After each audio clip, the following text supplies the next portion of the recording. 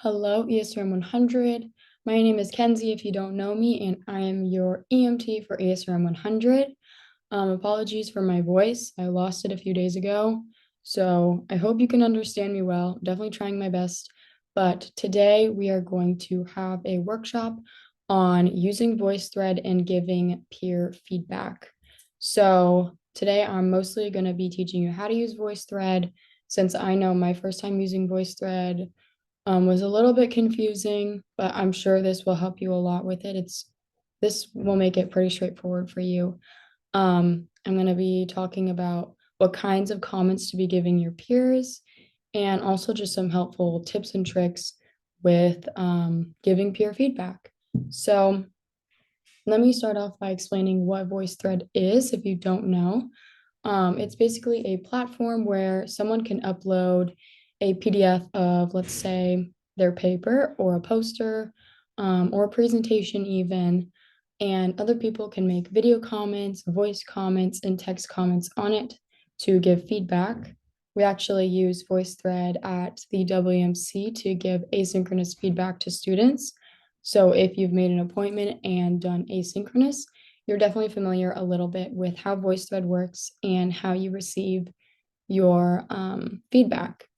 So I'm going to now screen share VoiceThread.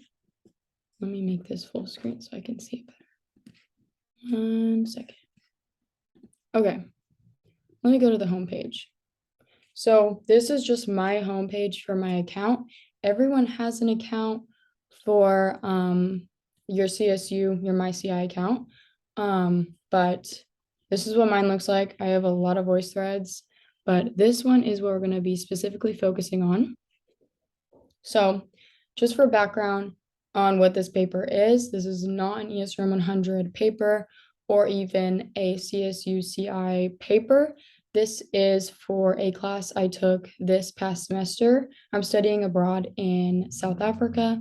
So the writing style and even the way you organize a paper is a little bit different. So do not take this paper as an example for your term paper. I just wanted to make that clear before I start, but it does have an ESRM type feel to it, and it's mostly just for an example today. But let me kind of show you the different features of VoiceThread, and then I'm going to show you what the comments look like, what kind of feedback to give. So as you can see, there's this little plus sign right here. If you press that, we have making a text comment, voice memo comment, and a video comment. These two, don't worry about those. You're not going to use those. But I would suggest, if you can, to use the video comment. That will really help your peer see your face and better understand you. I always try to use the video comment just because it makes it feel more real, like you're actually talking to a real person and someone real is reviewing your paper. But of course, if you can't do that, definitely make use of this voice comment here. And then if you are using the voice comment, make sure to go up here to the CC and make sure it's on. So that means the closed captions will show up for that person, make it even more easy to understand what you're saying. So I'm also going to give you an example of how to mark up a paper, because you can do that, which is super helpful. So you're going to have to start recording in order to do that. And all these different color options, which is cool. You can choose one, mark their paper. So say if I'm talking about this specific sentence here, I'll definitely want to use this marker tool so that the other student knows exactly what I'm talking about. And then as you can see, the marks fade away, so they don't stay on the paper. It's just so that your peer knows exactly what you're talking about. And that's kind of how I use it. And then also, I don't want this to play, but it will play it back to you. Here it is. The comments will play back to you, which is nice. And you can decide if you want to save it on their voice thread, cancel it, or you can even record more onto what you just said. So for the sake of this, we're going to cancel it. But yeah, okay. Now, since I think I've gone over all the little technical things with VoiceThread, I'm going to start showing you how to actually make comments and what exactly you should be focusing on when giving feedback. So the first thing I would do, and something I do as a tutor, is I kind of just look through their paper to see how much I'm working with, and also to see if they have all the sections that they need. For example, the ESRM 100 paper, you need at least 5 paragraphs for that. The introduction, 3 body paragraphs, and the conclusion. So if they don't have 5 paragraphs, you already know off the bat they're missing something really important. You may not know what that is yet, but that's something to keep note of. And I would probably write that down so you can make sure you tell your peer that. Another thing I would make sure that your student has is a reference page.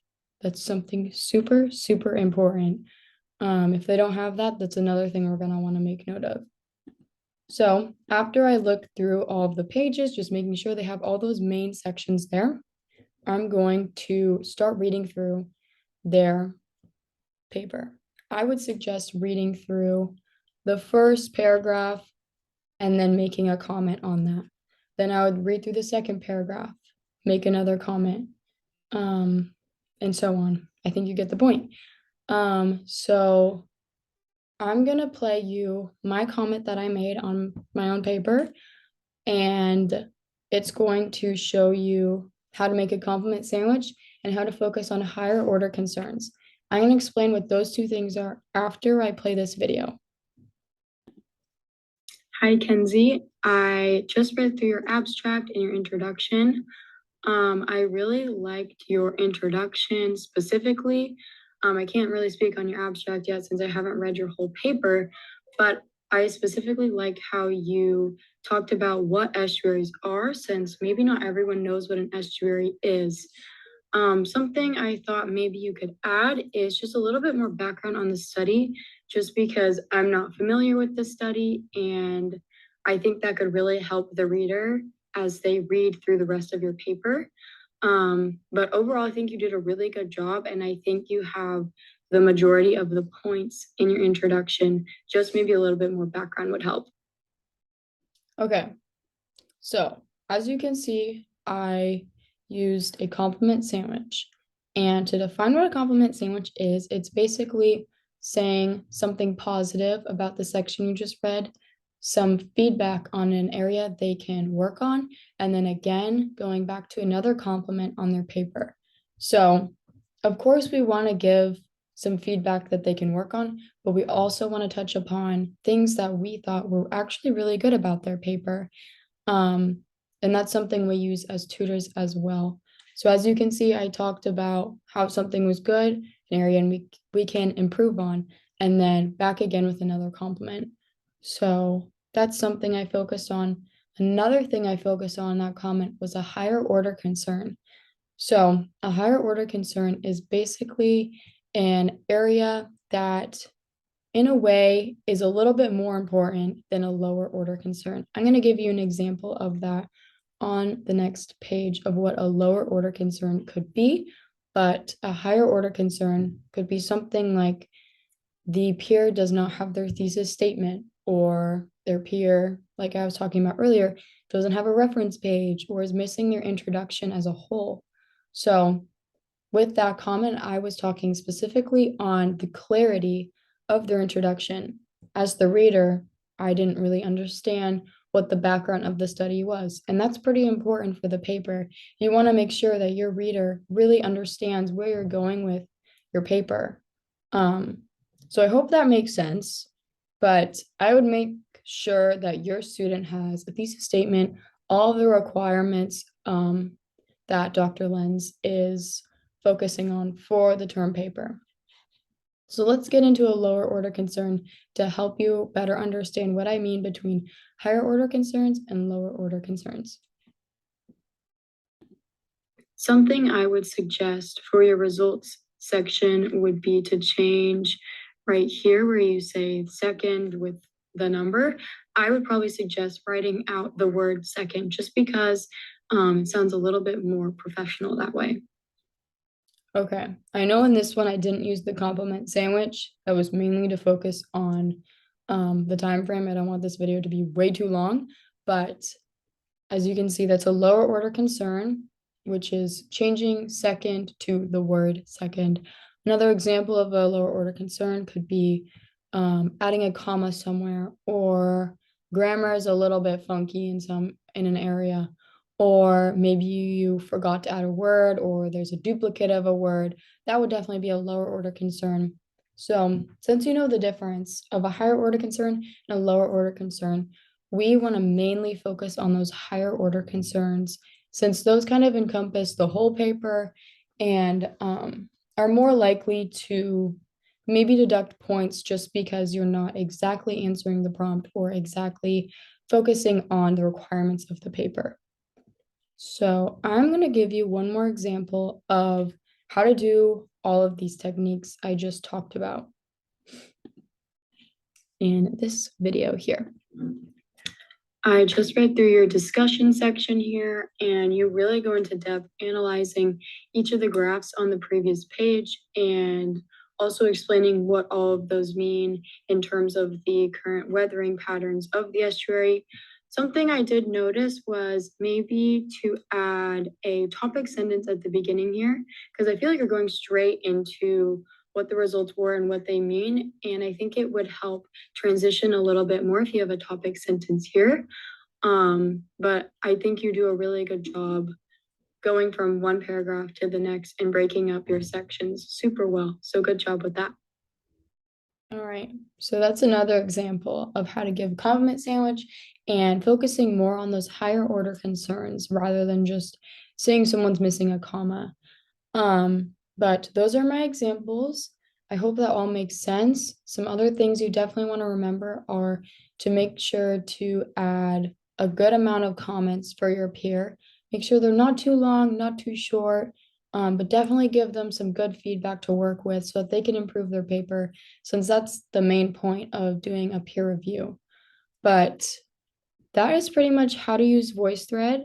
If you do have more questions about how to use VoiceThread, or you need help with your paper, or you need help changing up your paper from what your peer said for the peer review, please come make an appointment with me. I'm more than happy to help you. I'm always doing peer review as my job, so I definitely can help you with your paper. I've also taken ESRM 100, so I do understand how the paper works, and I love working with ESRM 100. So if you do want to make an appointment, check out the Canvas page. There's a module with all my information on it. Also, my announcements have links to making an appointment, the drop-in room, etc. But I hope that all makes sense. I hope the peer review is beneficial for you, and I also hope you have a great rest of your day. So thank you so much for watching this.